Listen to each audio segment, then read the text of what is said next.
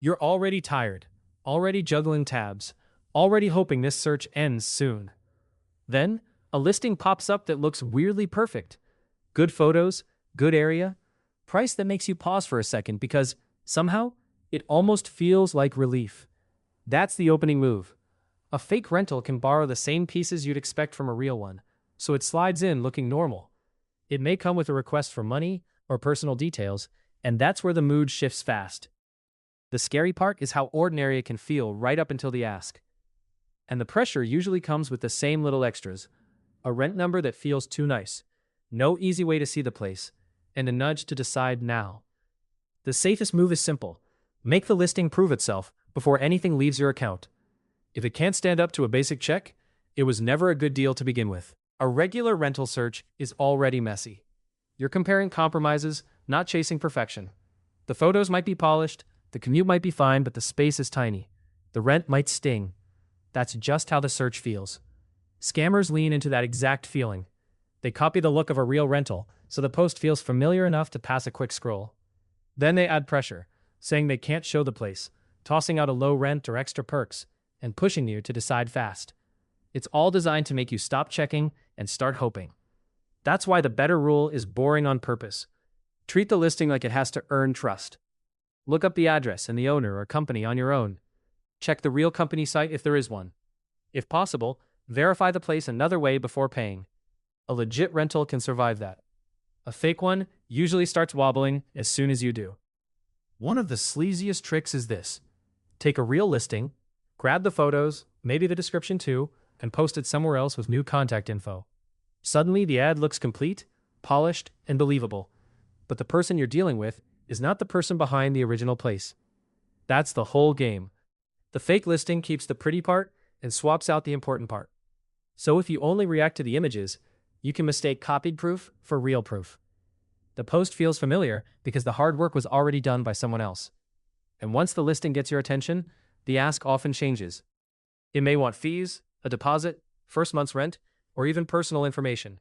That's the handoff point. The picture was the hook, but the payment or info request is where the trap actually starts to close. What matters next is whether the listing can prove who it is. Don't let a clean-looking post skip the identity check. A big warning sign is the no-show routine. The person says they're out of town, or they can mail the keys, or they can't meet in person right now, or they've got some other story that sounds busy but never seems to end with you actually seeing the place. That matters because a real property is physical. There's a door, a hallway, a mailbox, neighbors, a building that exists outside the screen. That's useful to you because it means the lie has to survive contact with reality. A scammer usually wants to keep everything in text or chat where the story can stay smooth. So the practical move is to make the place meet you back. Verify the property when possible.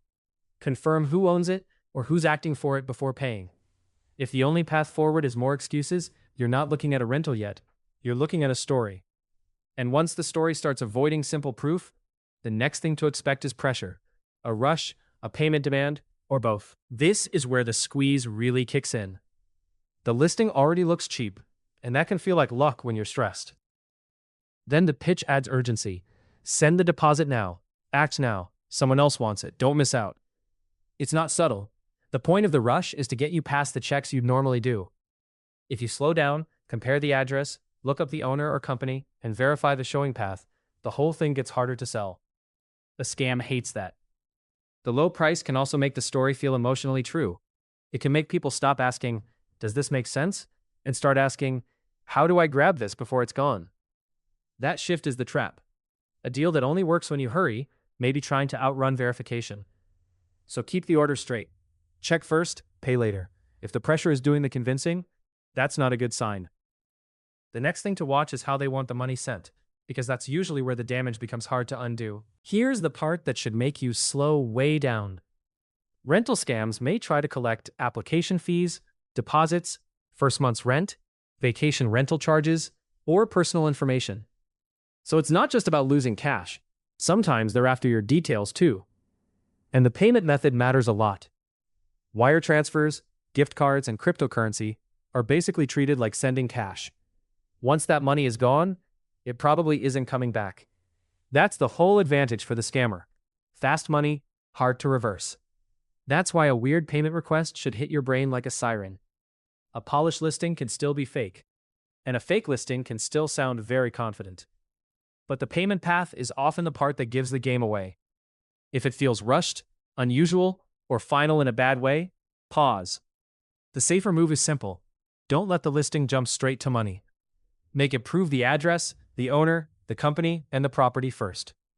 If it can't do that, the payment request is the wrong next step. The weird thing about a cheap listing is how comforting it can feel when you're tired. Your brain sees a number that looks possible and wants to relax. Finally, something within reach. That feeling is exactly what scammers lean on. A low price doesn't prove a listing is fake, but it can make a fake listing feel believable.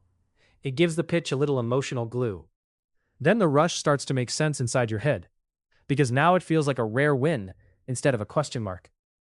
That's how people get pulled from shopping mode into hurry mode.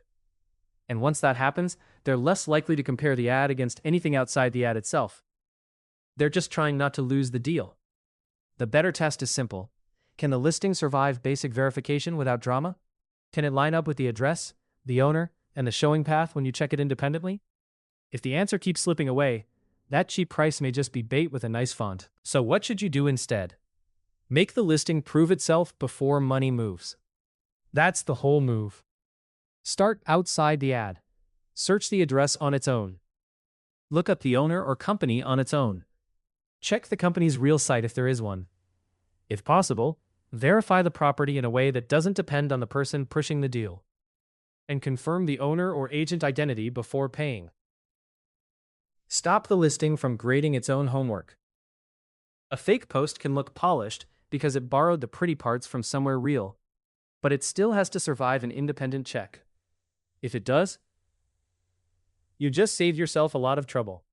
This is also where you should ignore the feeling that you need to move fast. You don't. If a place is real, it can handle a pause. If it falls apart when you look twice, that's not bad luck. At this point, the classic escape hatch is the same one over and over. Get you to pay before the facts line up. That's why the cash-like payment warning matters so much. Wire transfers, gift cards, and cryptocurrency are the kinds of payment that can feel final fast. Once they go through, they're not designed to be easy to pull back. So if a listing is steering you toward one of those while also dodging basic verification, that's a very lopsided deal. The scam strategy is simple. Move the payment faster than the checking. Keep the conversation inside the listing's little bubble. Don't let the address, the owner, or the company get compared against anything outside the pitch. That way, the money leaves before the story gets tested. You do not need perfect proof of fraud to stop. The risk alone is enough. If the deal only works when you don't slow down, that's a problem. The next question is whether they're also asking for personal details too early. There's another angle here. They may not just want your money. They may also want your personal information. So the risk can start before any deposit is sent. That's why it helps to treat the application like something that should be earned, not assumed. Don't hand over a pile of details just because the listing looks nice. First, make sure the place can be verified.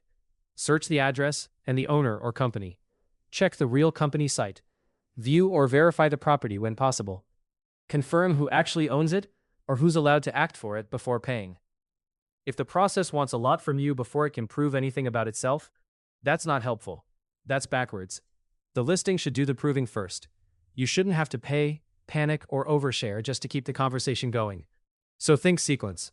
First proof, then payment, then only the information that makes sense. That keeps the pressure where it belongs, on the listing, not on you. The frustrating part is that this kind of scam keeps changing shape while the pressure stays the same. People need housing. That need makes rush choices feel reasonable. So the trick isn't usually a brand new trick. It's the same push in a new outfit. Watch for the pattern. The listing looks perfect. The showing keeps disappearing. The person says they can't show the property. The price feels oddly low, and the payment request starts acting like cash. That combination is the warning sign.